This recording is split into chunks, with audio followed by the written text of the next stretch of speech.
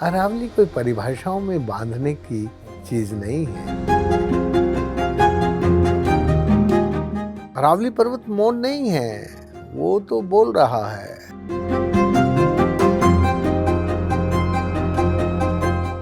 अरावली जो है 11 सभ्यताओं का योग है।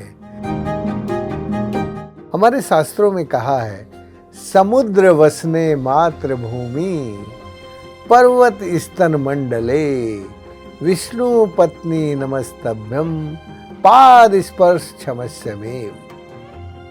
और जब इन स्तनों को काट कर कोई बेचने लगे तो इससे बड़ा कोई अपराध होगा क्या।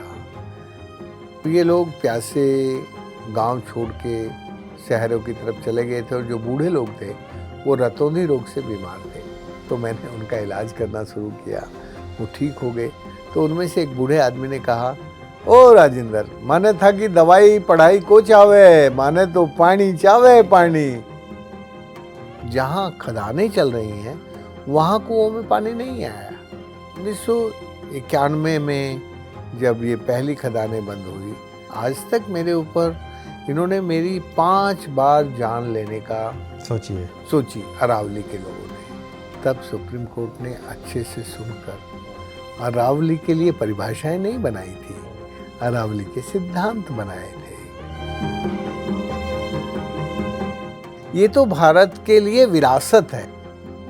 आपका जलवायु परिवर्तन इतनी तेजी से होगा कि आपको यहाँ की धूल भरी आंधियाँ और प्रदूषण, और यहाँ दिल्ली में जीवन जीना मुश्किल होगा, और इरेटिक रेन्स होंगे, क्लाउड बर्स्ट होंगे। आज अरावली के आंसू पोंछने वाले लोग दिख नहीं रहे हैं।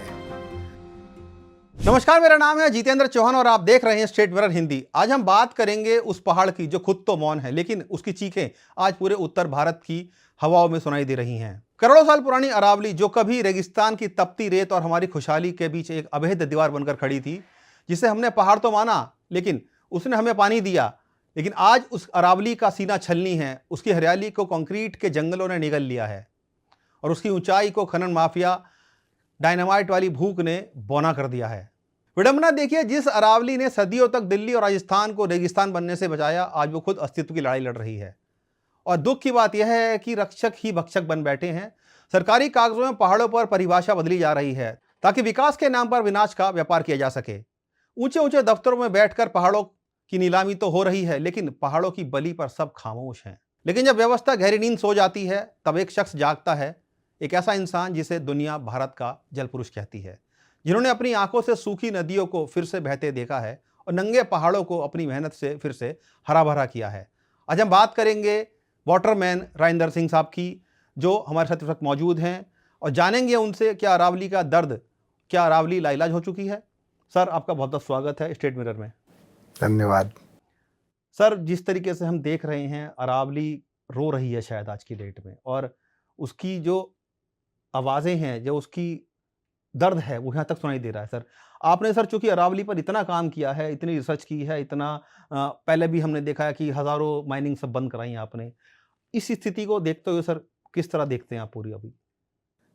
आज अरावली के आंसू पोंछने वाले लोग दिख नहीं रहे हैं। अरावली की चीख है। पर जब मैंने 1990 में और 91 में सुप्रीम कोर्ट में आके अरावली के दर्द को सुप्रीम कोर्ट के सामने रखा था, तब सुप्रीम कोर्ट ने अच्छे से सुनकर अरावली के लिए परिभाषाएं नहीं बनाई थी, अरावली के सिद्धांत बनाए थे कि अरावली को किस सिद्धांत से सिद्ध करके बचाया जा सकता है। आजकल की सुप्रीम कोर्ट अरावली के लिए डेफिनेशन बनाने में, परिभाषाएं बनाने में जुटी है। अरावली कोई परिभाषाओं में बांधने की चीज़ नहीं है। अरावली तो एक तरह से भारत की संस्कृति और प्रकृति के योग का मिलन है। और वो योग जो पूरी अरावली में 11 सभ्यताओं को जोड़कर बनता है। बिल्कुल। अरावली जब दिल्ली से शुरू होती है तो ये जो यहाँ का खांडव प्रस्थ है, इसको हम खासकर मेवाती कहते मेवात हैं, इलाका कहते हैं। मेवात का इलाका कहते हैं। फिर अलवर से आगे उसको मत्स्य कहते हैं, फिर अलवर से आगे ढूंढाड़ कहते हैं, फिर ढूंढाड़ से बाईं तरफ हाड़ौती कहते हैं, और राइट साइड में उसको मगरा मेवाड़ कहते हैं।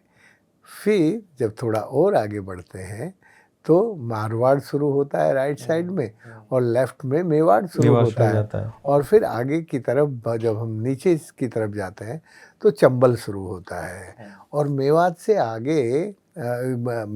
आगे जैसे ही हम आगे बढ़ते हैं तो गुरु शिखर, जिसको डांग संस्कृति कहते हैं। तो एक तरह से अरावली जो है 11 सभ्यताओं का योग है, जहाँ अलग अलग तरह के लोग अलग अलग तरह की जीवन पद्धति से जीवन जीने शैली वाले, अलग अलग लोगों की कह सकते हैं। जी जी, जीवन शैली, भाषाएं अलग होंगी, जीवन शैली होगी, रहन बोली, सहन, तरीका सब कुछ अलग, था। सब जगह अलग। सर 11 सभ्यताओं का जिक्र कर दिया कि सोचिए अरावली कितनी पुरानी है सर। हाँ, ये तो अरबों साल पुरानी है। 3.5 अरब साल पहले, जब समय और सिद्धांत नहीं था, ना तो टाइम का ज्ञान था और ना भौतिकी के सिद्धांत थे, उस वक्त हाइड्रोजन और ऑक्सीजन मिले और जल बना, और फिर धीरे धीरे धरती में से ये जो पर्वत है, ये मालाएं ऊपर आई। हमारे शास्त्रों में कहा है, समुद्र वसने मातृभूमि, पर्वत स्तन मंडले, विष्णु पत्नी नमस्तभ्यम, पाद स्पर्श क्षमस्यमेव। तो ये जो अरावली है, अरावली तो हमारी माँ के स्तन है, और जब इन स्तनों को काट कर कोई बेचने लगे तो इससे बड़ा कोई अपराध होगा क्या। मैं हमेशा कहता हूँ कि देखो, मैं कभी किसी खनन का विरोधी नहीं रहा, लेकिन आप खनन करने से पहले देख लो कि तुम खनन किसका कर रहे हो। सभ्यता का, संस्कृति का, अपने अध्यात्म का, अपने जीवन का, अपनी व्यवस्था का किसका कर रहे हो। जो व्यवस्थाएं खुद नेचुरल बनी हुई हैं, जो प्राकृतिक संसाधन है, उनका खनन हो रहा है सर। तो इसलिए मैंने कहा कि अरावली तो प्राकृतिक है, प्रकृति ने बनाई है, ये इंसान की बनाई हुई नहीं है। लेकिन हमारी सरकारें कहती हैं कि हम जंगलों की दीवार बना देंगे। देखो, जब तुम्हारे पास प्राकृतिक दीवार नहीं बची, सही बात, जो अटूट है, अमर है, अरबों साल पुरानी है, तो तुम अब क्या ये नई दीवार बना के बचा लोगे क्या। मैं तो आपको एक संदर्भ याद दिलाना चाहता हूँ, ये संदर्भ की बात है। जब 1991 में हमने अरावली की 478 खदानें सरिस्का में पहली बार बंद हुई, फिर ये बात बढ़ते बढ़ते अलवर, पूरे अलवर तक और गुड़गांवा, जो आज 6 जिलों में बन गए हैं, फिर उनकी पूरी बंद हुई। फरीदाबाद भी उसमें आता है, नूह मेवात भी उसमें आता है, हमारा भिवाड़ी का भी वो सब पूरा ये तिजारा, सब उसमें। तो ये जो क्षेत्र था, ये क्षेत्र की खदानें बंद हुई, और फिर जब हमें ये जीत हो गई तो हमने कहा पूरी अरावली की बंद करो, ये तो हमारी माँ है। बिल्कुल, क्योंकि सर मैं आपसे यही जानना चाह रहा था, जब आपने पहली बार अलवर क्षेत्र में काम शुरू किया था, वहाँ के जो गांव के लोग थे वो उन पहाड़ियों को अपनी माँ मानते थे सर, लेकिन सिर्फ पत्थर के ढेर समझने लगे सर बाद में उनको। तो यही तो हमारी बड़ी भूल हुई है। देखो, मैं अरावली के साथ जुड़ा कैसे, ये समझना चाहिए। मैं तो डॉक्टर था, बिल्कुल, और भारत सरकार में था, डॉक्टर थे सर आप। हाँ, जयपुर से नौकरी छोड़ के त्यागपत्र दे के मैं अलवर गया, और ये लोग प्यासे गांव छोड़ के शहरों की तरफ चले गए थे, और जो बूढ़े लोग थे वो रतौंधी रोग से बीमार थे। तो मैंने उनका इलाज करना शुरू किया, वो ठीक हो गए। तो उनमें से एक बूढ़े आदमी ने कहा, ओ राजेंद्र, माने था कि दवाई पढ़ाई को चावे, माने तो पानी चावे, पानी। तू माँ का गाँव में रहवे तो पानी का काम कर, ये दवाई पढ़ाई बंद कर दे। तो बस, तो वो इंस्पिरेशन वहाँ से आ गई सर। बस वहाँ से, और फिर मैं पानी के काम में लग गया। तो मैंने देखा कि जहाँ खदानें चल रही हैं वहाँ कुओं में पानी नहीं आया। जहाँ खदानें नहीं है वहाँ जहाँ जहाँ हमने जोड़ बनाए उन सब कुओं में पानी आ गया। तो फिर पालपुर गांव के जंसी मीणा ने कहा कि भाई साहब तने हमारा जोड़ तो बना दिया पर पानी को आए हो। तो मैंने कहा क्या ही करे, बोला इन खानों को बंद करवा। तो ये जो मतलब उनको भी पता था कि इन खानों की वजह से हाँ। जो पानी का स्तर है वो कहीं ना कहीं खत्म हो गया है। अरे भाई वो हमसे ज्यादा जानते हैं, उनके पास बोलने के लिए शब्द नहीं आवाज होते। नहीं थी कोई उनके पास बोलने हाँ के लिए। शब्द नहीं थे, लेकिन उनके पास ज्ञान तो हमसे ज्यादा था, गहरा था। और बस फिर हम इस काम में लग गए। तो 1991 में जब ये पहली खदानें बंद हुई तब आप जानते ही हैं कि खान का जो माफिया ताकत कैसे? है, माफिया माफिया है, वो तो जान से मारना चाहता ही था। तो एमसी जैन की कमेटी के सामने कलेक्टर और सब लोग थे, आर्मी, पुलिस सब। तो भी खान माफिया ने जिस गाड़ी में मैं बैठा था वो कलेक्टर की थी और मेरे साथ पुलिस वाले थे, उसको स्मैश कर दिया। और मैं वो जो सीट थी उसके नीचे मुझे पुलिस वालों ने छुपा दिया। तो मेरे केवल सिर में चोट आई, थोड़ी कंधे में चोट आई, थोड़ी हाथों में आई, पर मैं बच गया। मैं आज भी जिंदा हूँ। पर इनके इन हमलों से मैं कभी डरा नहीं। आज तक मेरे ऊपर इन्होंने मेरी 5 बार जान लेने का सोची अरावली के लोगों ने। ये जो खान माफियाओं ने सर, अरावली के खान माफिया ने, अरावली के माइनिंग लोग आपको चाहते हैं कि आप रहें, हमेशा उनकी मदद करें और जो इश्यू लगातार आप उठाते रहते हैं। हाँ वो तो सर यही चाहते हैं। वो तो यही लोग तो चाहते हैं कि आप हमेशा रहें, लेकिन जो खान माफिया हैं, खनन माफिया हैं अरावली के, वो लोग सर नहीं चाहते कि आप इस तरह के काम करें। एक बार तो मैं 20 दिन ऑल इंडिया मेडिकल इंस्टीट्यूट में कोमा में रहा उनके हमले के बाद। ये 10 जून सन 2002 की घटना है। लेकिन इन सब घटनाओं से मेरे ऊपर असर नहीं पड़ा। मेरे ऊपर एक दिन में इन्होंने 5 रेप के केस लगाए। तो जज साहब ने पूछा, अरे कोई आदमी 5 बार रेप कर सकता है क्या एक दिन में? जज कितने विजनरी होते हैं। उन्होंने तुरंत उन लोगों को तो जेल वेल भिजवा ही दिया, सबको जो मुकदमे लगा रहे थे। लेकिन सारी सरकारों को आदेश दिया कि राजेंद्र सिंह के खिलाफ अब कोई भी मुकदमा करना है तो सुप्रीम कोर्ट से पूछा जाए, सुप्रीम कोर्ट से पूछकर ही मुकदमा किया जाए। सर मैं आपसे ये जानना चाह रहा था, क्योंकि अरावली के तंत्र को आपने अच्छे तरीके से जाना है, स्टडी की है और वहाँ रहते भी खुद आप हैं वहाँ पे। सर आप कहते हैं जीवित तंत्र है सर वो पूरा। हाँ। थोड़ा सर बताइए आम आदमी को कि किस तरीके से वो मानव जो जाति के लिए कितना इंपॉर्टेंट है और भारत का भूगोल कैसे बदला है। देखो ये जो अरावली है, ये अरावली उन पंच महाभूतों से बना है जिनसे हमारा शरीर बना है। अरावली को हम पत्थर का ढेर ना समझें। ये एक जीवंत तंत्र है। इस जीवंत तंत्र का यदि हम निर्माण देखना चाहें तो ये जो जीवंत तंत्र है इसमें हवा, पानी, मिट्टी, सूरज की गर्मी, ये सब पंच महाभूतों के योग से बनी है और हम भी पंच महाभूतों के योग से बने हैं। तो एक तरह से हम पंच महाभूतों के योग को भगवान कहते हैं। भय से भूमि, गै से गगन, वैसे वायु, अ से अग्नि और न से नीर, भय गे वे और ने।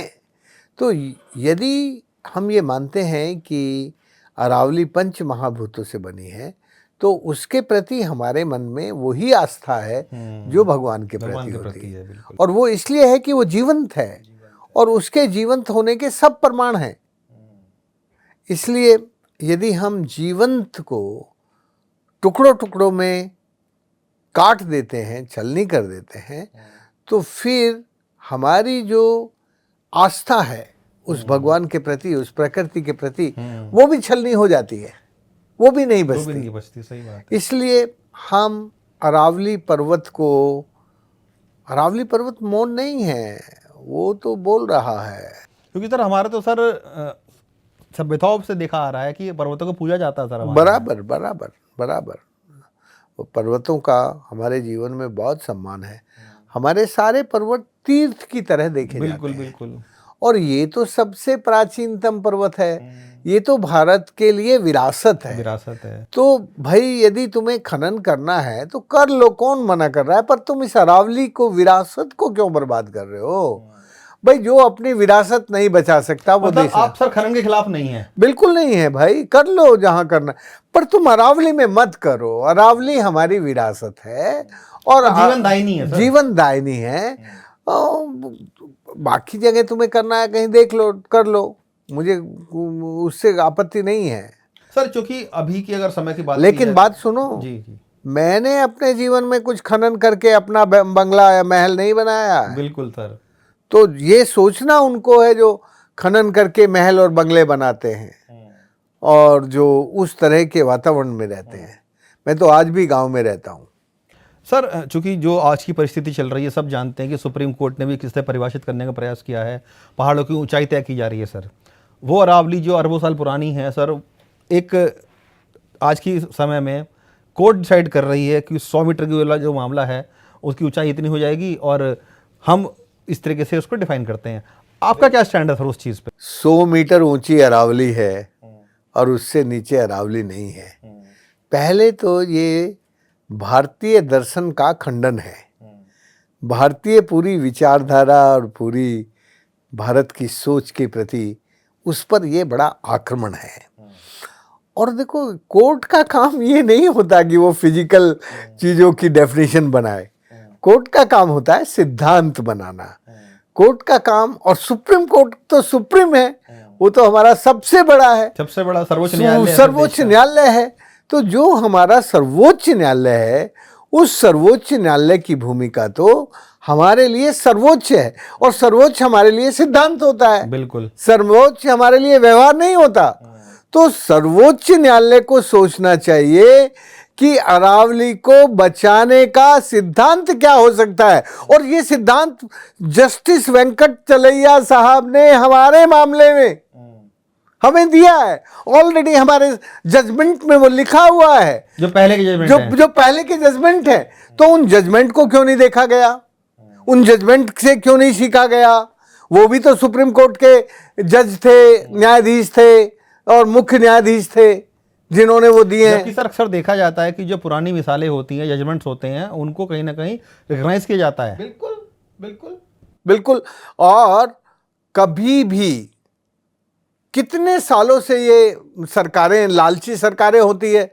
देखो, जब राजा और प्रजा लालची हो जाती है तब न्यायाधीश अपना दंड लेकर न्याय करता है। न्यायाधीश की भूमिका होती है कि वो पाप करने वाले को दंडित करना और अच्छा करने वाले को सम्मानित करना। तो हमारी न्यायपालिका की भूमिका तो ये है कि भाई ये जो अरावली है, इस अरावली को बचाने वालों को संरक्षण देना और अरावली को लूटने वालों को सजा देना। लेकिन अब हमारी उच्चतम न्यायालय ही कह रही है कि भैया वो सस्टेनेबल खनन जो होता है, ये तो राज्यों का काम होता है, राज करते हैं। ये तो बनिए करते हैं, बनिए मतलब उद्योगपति करते हैं, कॉर्पोरेट करते हैं। सर क्या आपको लगता है कि जो फैक्ट्स सुप्रीम कोर्ट में डाले गए, सरकार की तरफ से दिखाए गए हैं, उन्होंने सर उसके आधार पर अपना फैसला दिया है? क्योंकि सुप्रीम कोर्ट खुद तो सर फील्ड पे गई नहीं है, देखिए क्या है क्या नहीं है। लेकिन जो पर्यावरण मंत्रालय है, उन्होंने जो चीज़ें रखी हैं कोर्ट के सामने, क्या वो सर तथ्यहीन थी, आधारहीन थी? जो ये पैरामीटर्स तय किए गए 100 मीटर के पहाड़ को सर वो अरावली नहीं मानेंगे? देखिए, भारत के उच्चतम पर्यावरणीय अधिकारियों ने, उच्चतम पर्यावरणीय अधिकारियों ने उच्चतम न्यायालय के सामने जो तथ्य रखे वो बहुत घुमावदार थे, वो बहुत पारदर्शी नहीं थे। इसलिए उच्चतम न्यायालय ने जो भी निर्णय दिया वो अस्पष्ट निर्णय था। और उस निर्णय के कारण ही इस देश की जनता ने ये बता दिया कि ये लोकतंत्र है, न्यायालय हमारा सर्वोपरि है। पर यदि वो भी गलत निर्णय लेगा तो हम उसकी भी मुखालफत करेंगे। ये करके दिखा दिया अरावली के लोगों ने। शायद इसीलिए उन्होंने सर उसको कहीं बदला भी। मेरा कहना ये है कि यदि भाई अधिकारी जो होता है वो लालची होता है, उसको अपने आकाओं के मंत्रियों के लिए भी काम करना होता है और अपने लिए भी काम करना होता है और प्रजा के लिए भी काम करना होता है। सर पर भाई न्यायाधीश की ये जिम्मेदारी इसमें एक होती चीज है, और जुड़ जाती है। न्यायाधीश की भी ये जिम्मेदारी होती है कि वो इस बात को समझे कि इसमें गलत और अच्छाई क्या हो सकती नहीं सर, है। इसमें मैं एक तर्क और जोड़ना चाहूंगा, जैसे कि आपने बोला कि जो अधिकारी होते हैं उसको अपने मंत्री को उनके खुश लिए काम रखना, करना होता है। बिल्कुल। लेकिन सर आज की डेट में जो राजनीतिक दल हैं जिस तरीके से काम कर रहे हैं, जो सरकारें हैं, वो ऐसा लगता है कि मानो जो बिजनेसमैन हैं उनके लिए काम कर रही हैं सर, उन्हीं के। देखो भाई, तुम्हें अच्छा लगे या बुरा लगे, मैं आपको सच्ची बात बताता हूँ कि इस वक्त भारत में लोकतंत्र जो है वो कॉरपोरेट ड्रिवन डेमोक्रेसी है। भारत की डेमोक्रेसी अब पीपल्स डेमोक्रेसी नहीं है। अब पीपल्स की बात ही नहीं सुनी जाती, ना पीपल्स को कोई गांठता ही नहीं है। पीपल्स को तो जब वोट मांगने जाते हैं तब भी उनको घुमा के याद भी नहीं किया जाता, पैसा वैसा बांट दिया जाता है। जो भी कुछ तरीके हैं उस तरीके से सारे हथकंडे से अब लोकतंत्र चल रहा है। ये लोकतंत्र नहीं है, ये तो उद्योगपतियों का तंत्र है, पूंजीपतियों का तंत्र है। और पूंजीपतियों के तंत्र में प्रजा जो है वो भिखारी हो जाती है। तो फिर विकास कैसे होगा? पूंजीपति तंत्र जो काम नहीं करेगा, विकास नहीं करेंगे, तो फिर विकास कैसे होगा? तो हम विकास कर कहाँ रहे हैं, हम तो विनाश कर रहे हैं। क्योंकि सर विनाश काले विपरीत बुद्धि, अभी जो हमारी बुद्धि है वो विनाश के रास्ते पर है। इसलिए हमें जो रचना करनी है वो रचना हमसे मिट गई है। देखो, हम अपने आप को सनातनी कहते हैं। सनातनी कौन होता है? सनातनी वो होता है जिसके जीवन में कभी भी चीजें मरती ना हो, जो पुनर्जन्म में विश्वास रखता है और प्रकृति का भी पुनर्जनन करने की प्रक्रिया में अपनी समृद्धि बनाता है, अपने को समृद्ध करता है, वो तो सनातन होता है ना। अरावली तो अभी जीवित है सर, और अरावली तो अभी जीवित है।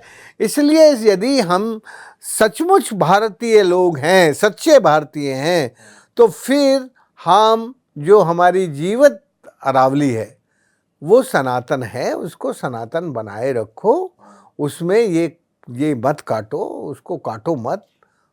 सर आपको लगता है कि जो कि अभी हम देख भी रहे हैं, जिस तरीके से विकास करा जा रहा है पूरे देश में, हम देख रहे हैं पहाड़ के पहाड़ काटे जा रहे हैं, उत्तराखंड की बात करें, हिमाचल की बात करें या नॉर्थ ईस्ट की बात करें, जो भी हमारे पहाड़ी क्षेत्र हैं, जिस तरीके से दोहन हो रहा है पहाड़ों का, और एक ये नारा भी उठ जाता है वहाँ पर कि विकास हो रहा है लेकिन उससे ज़्यादा विनाश हो रहा है, विकास विनाश लेकर आता है। क्या आपको लगता है कि जिस तरीके से की परिभाषा अभी गढ़ी जा रही है, और ये अगर अरावली खत्म हो जाती है तो जो रेगिस्तान की धूल है वो सीधा हरियाणा तक, दिल्ली तक, राजस्थान तक होते हुए सीधा दिल्ली तक आ जाएगी? क्या ये सर तार्किक है?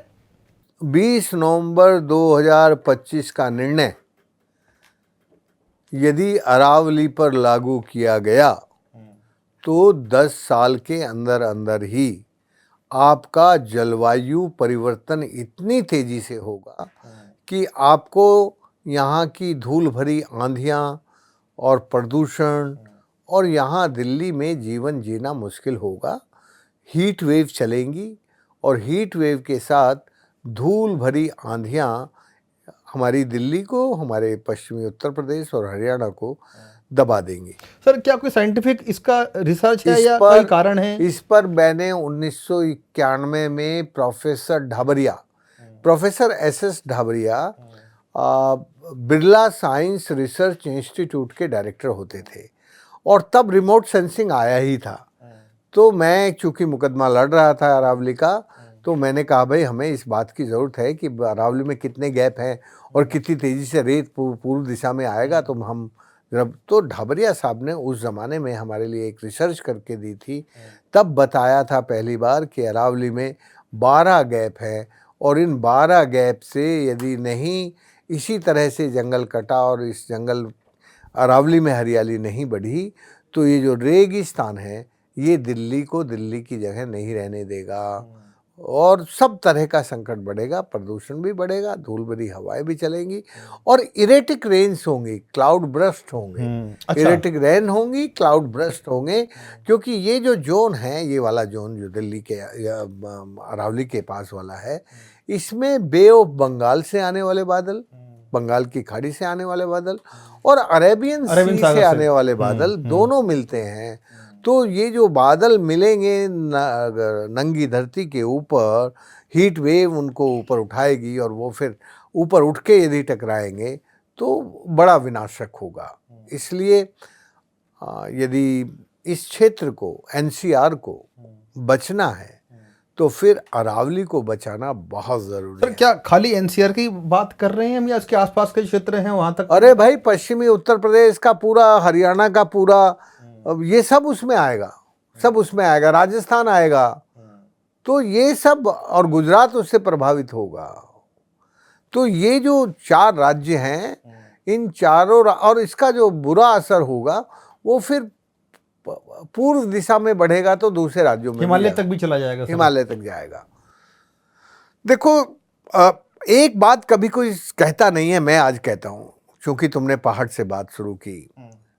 ये जो पहाड़ है ना, इन पहाड़ों को जब हम नीचे से देखते हैं तो ये सब पहाड़ कहीं ना कहीं किसी ना किसी दूसरे पहाड़ के साथ मिले होते हैं।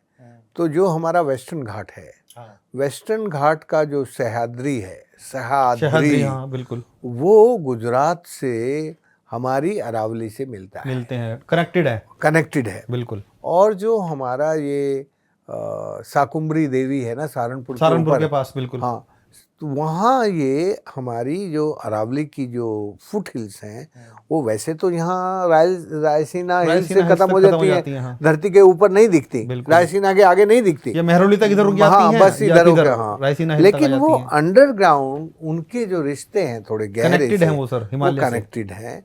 इसलिए हमें हिमालय और वेस्टर्न घाट का रिश्ता जीवंत अरावली के साथ देख के चलना चाहिए।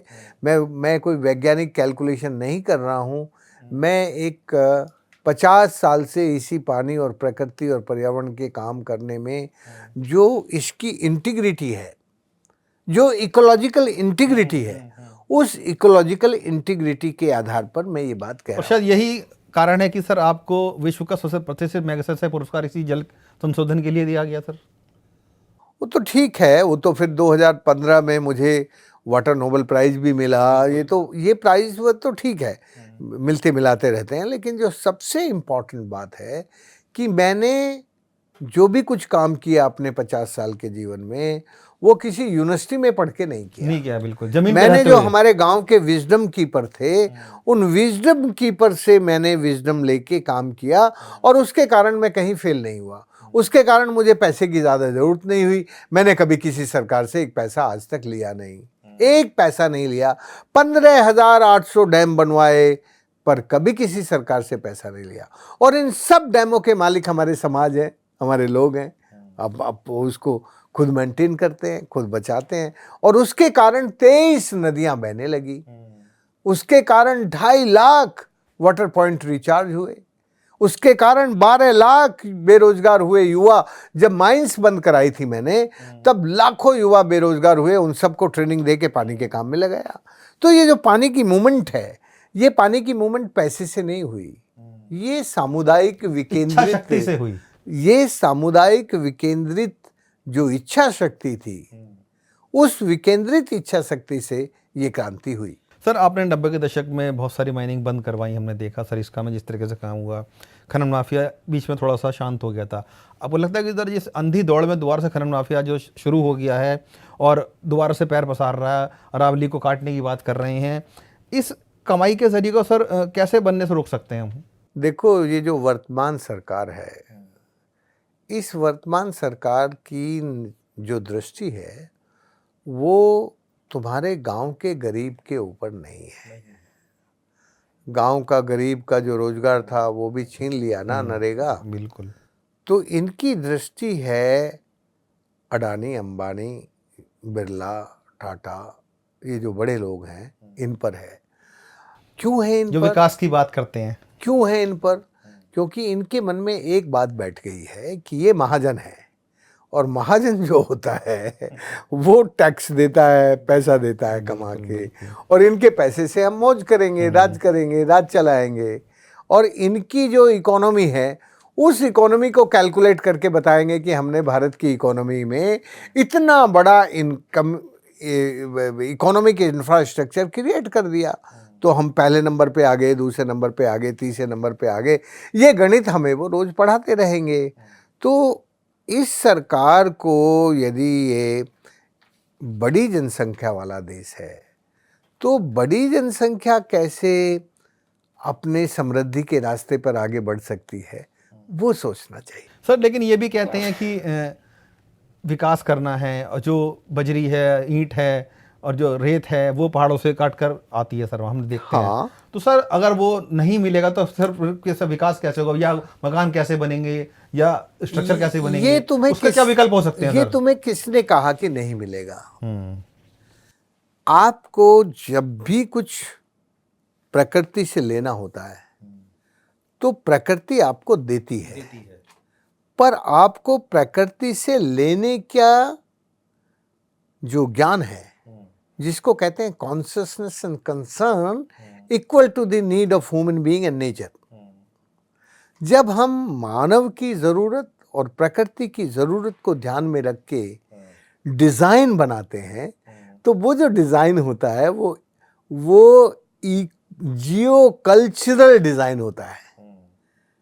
उसको मैं हमेशा कहता हूं कि हम भारत के लोग इस दुनिया की 32% इकोनॉमी के देश थे। कब तक थे?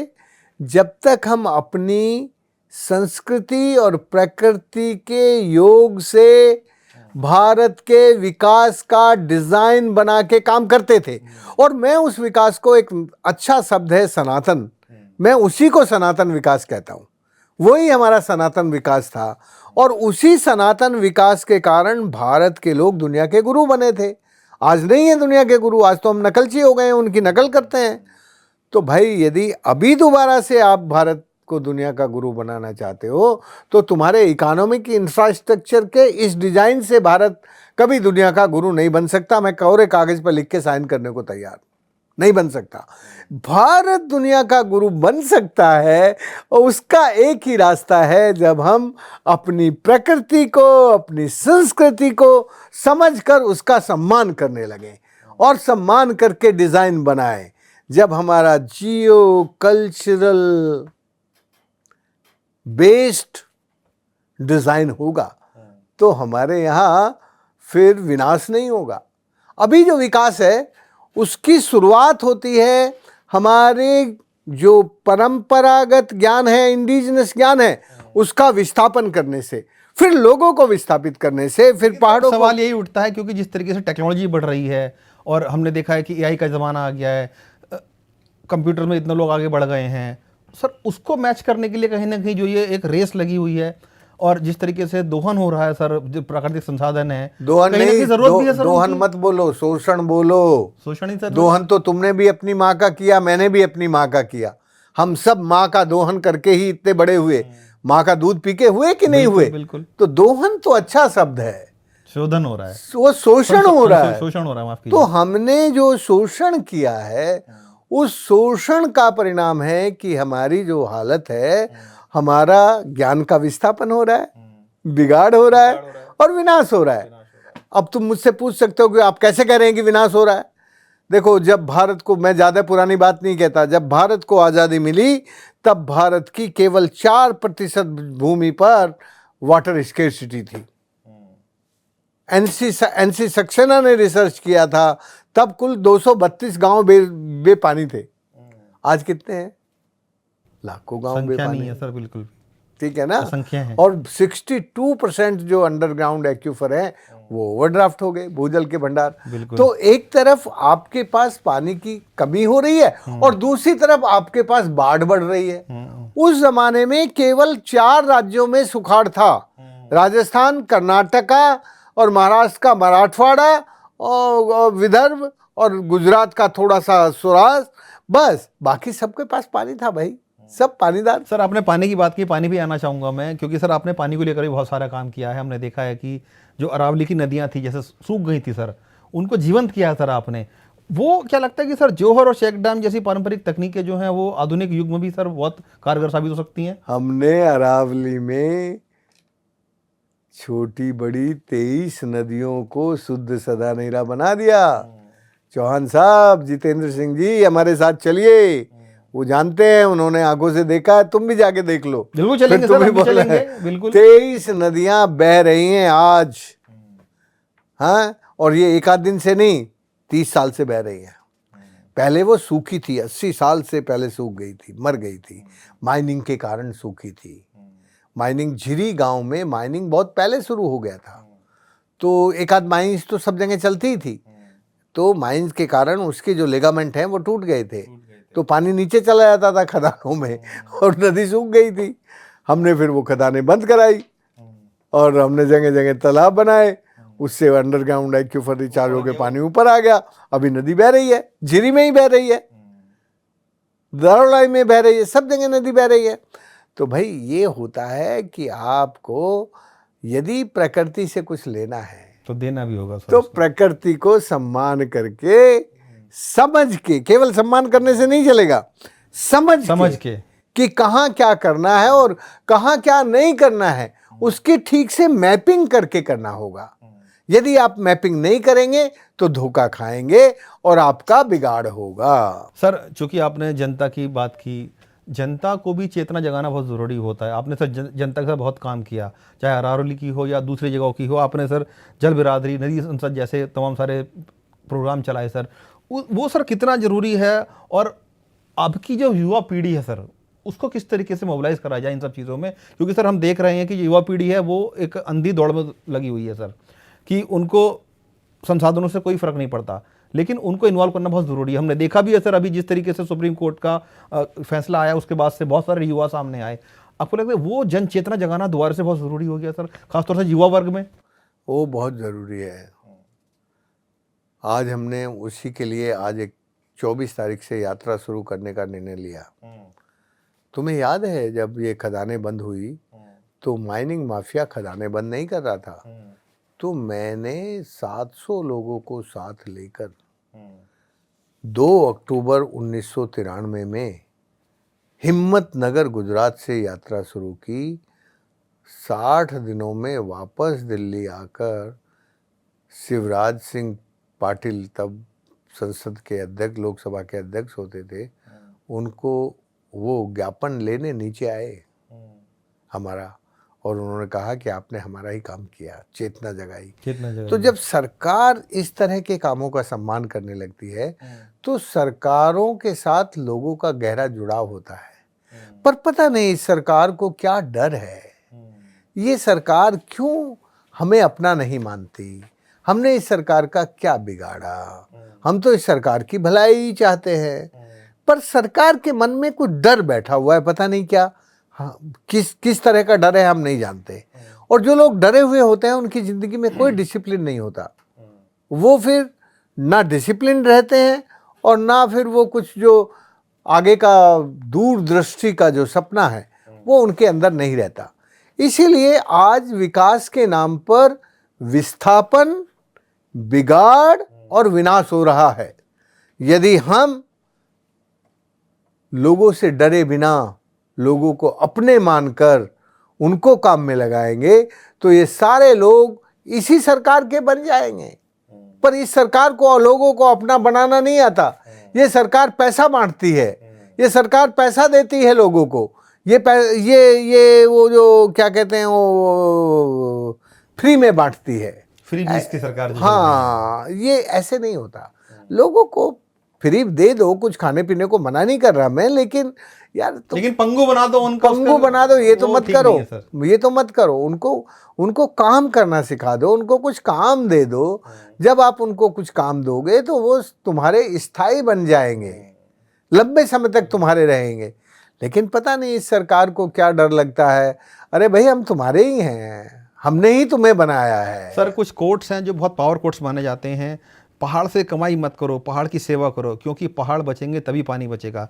अरावली उत्तर भारत का हाइड्रोलॉजिकल बैकबोन है, इसे तोड़ना पूरे तंत्र को पंगु बनाना है। सर आपको लगता है, क्योंकि 25-30-50 साल से आपने सर बताया कि काम किया है अरावली में, सर आपको लगता है कि आने वाला जो भविष्य है अरावली का 20-30 साल वो किस तरह नजर आता है सर आपको? अगर क्योंकि सर इतना लंबा आपने वहाँ पर रिसर्च किया है, काम किया है, और अगले 25 साल की अगर मैं बात करूँ किस तरह देखते हैं सर? भाई finally I have some seed of hope. मुझे अभी भी अपने न्यायपालिका पर अविश्वास नहीं है, मुझे अभी भी उन पर विश्वास है।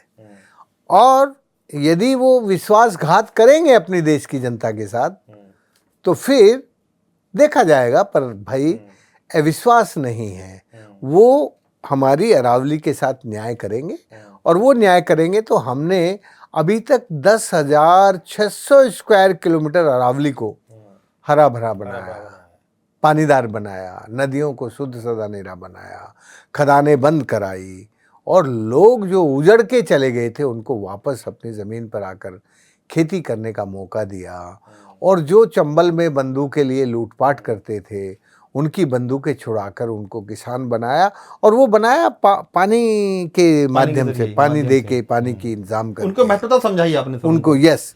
तो मैं वही कहना चाहता हूँ कि भाई हम इस देश के वासी हैं और इस देश को अच्छा बनाना और देखना चाहते हैं, बट हम लोभी लालची नहीं हैं। हमने तो इस देश के लिए, इस प्रकृति के लिए अपने को समर्पित करना सीखा है। सर, लेकिन सरकार का इसमें तंत्र है कि विकास और संरक्षण में संतुलन बनाना जरूरी है, क्योंकि विकास भी करना है और इकोलॉजिकल संतुलन भी बना के रखना है। आपको लगता है कि सरकार उस कदम पर चल रही है? बिल्कुल नहीं चल रही। इस तरह के प्रोजेक्ट को लेकर बिल्कुल नहीं चल रही।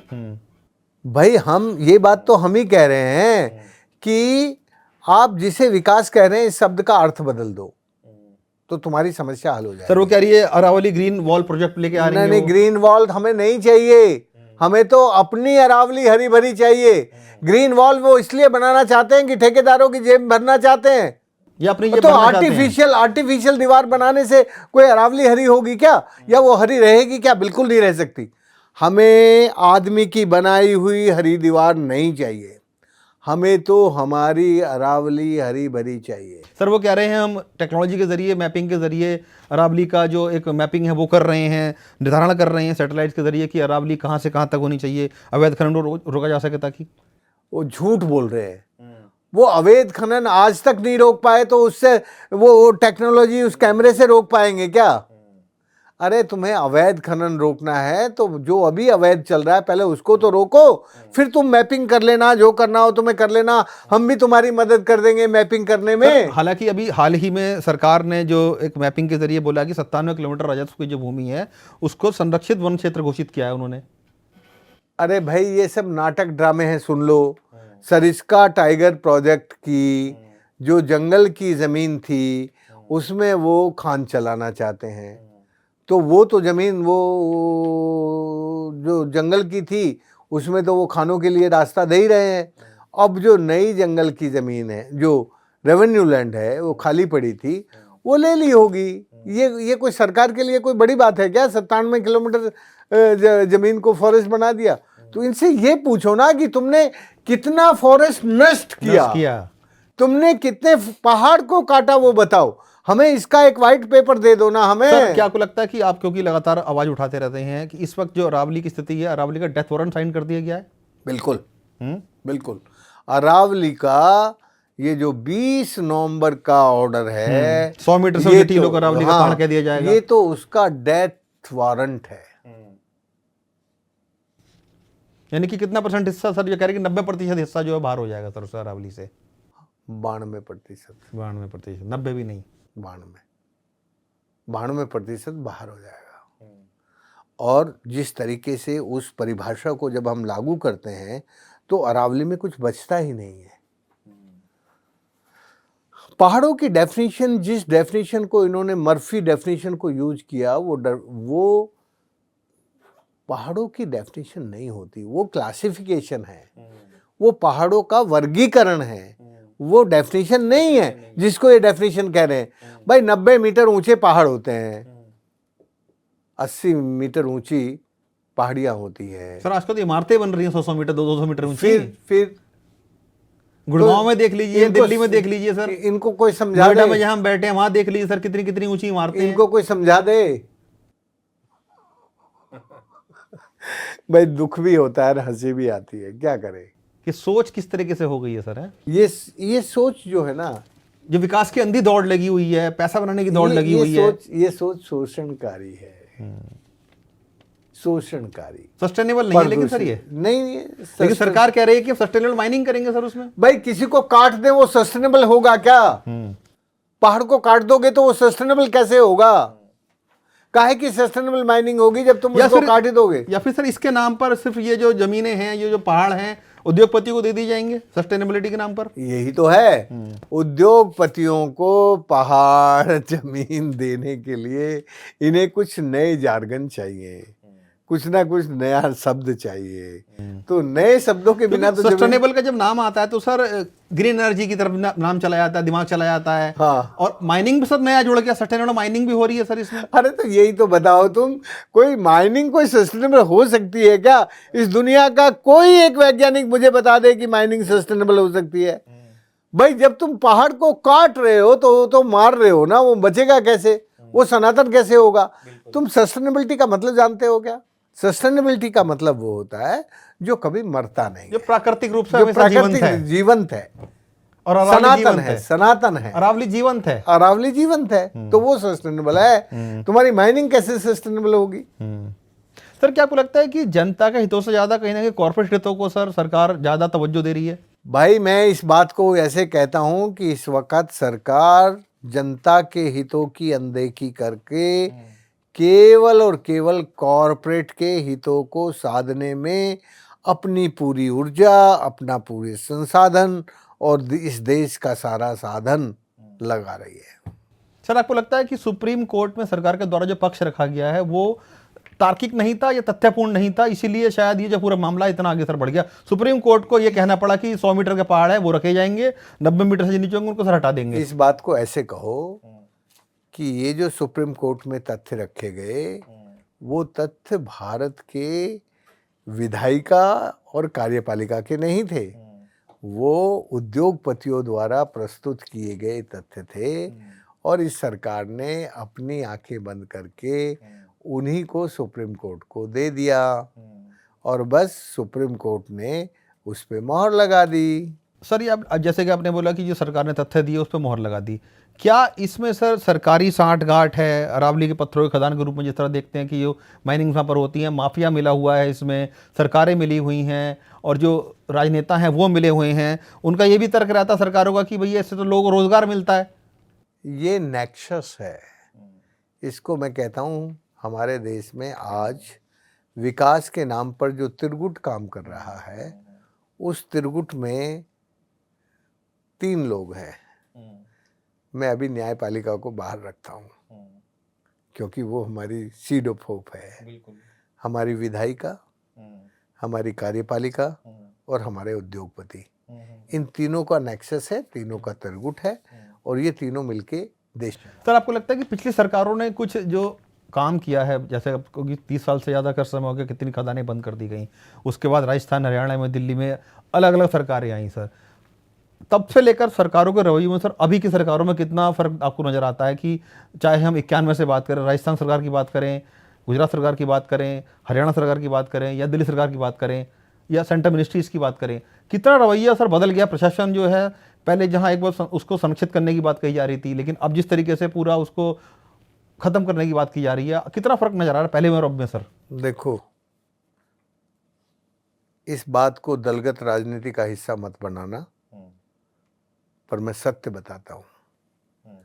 पहले जो सरकारें थी उनकी आंखों में थोड़ा अपने लोगों के प्रति शर्म थी, और वो लोगों को कुछ ना कुछ सहारा देते थे। मैं ये नहीं कह रहा कि वो बहुत अच्छी थी, थोड़ा बहुत सहारा देते थे। अभी की जो सरकार है वो लोगों का छीन कर उद्योगपतियों को देने पर तुली हुई है, और वो कहीं भी देख लो तुम, सब जगह केवल वो ही नजरिया आता है।